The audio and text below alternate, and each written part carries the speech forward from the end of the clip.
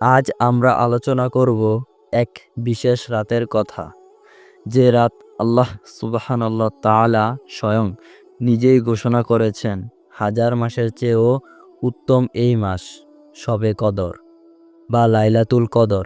ইসলামে একটি অত্যন্ত গুরুত্বপূর্ণ রাত। আল্লাহ তাআলা কোরআনে বলেছেন সূরা কদরে, এই রাতে আল্লাহ তাআলা নির্দেশে অসংখ্য ফেরেশতা পৃথিবীতে নেমে আসেন।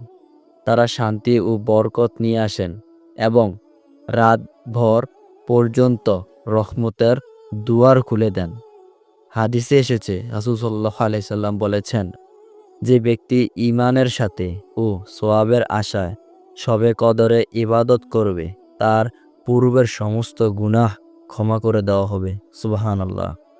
প্রিয় দর্শক, এই রাতের গুরুত্বপূর্ণ উপলব্ধি করে আমাদের উচিত বেশি বেশি ইবাদত করা, যেমন তাহাজ্জুদ নামাজ পড়া, কোরআন তেলাওয়াত করা, বেশি বেশি দোয়া করা। বিশেষ করে এই দোয়া যেটি হলো বাংলাতে উচ্চারণ, হে আল্লাহ আপনি ক্ষমাশীল, ক্ষমা করতে ভালোবাসেন, তাই আমাদেরকে ক্ষমা করুন।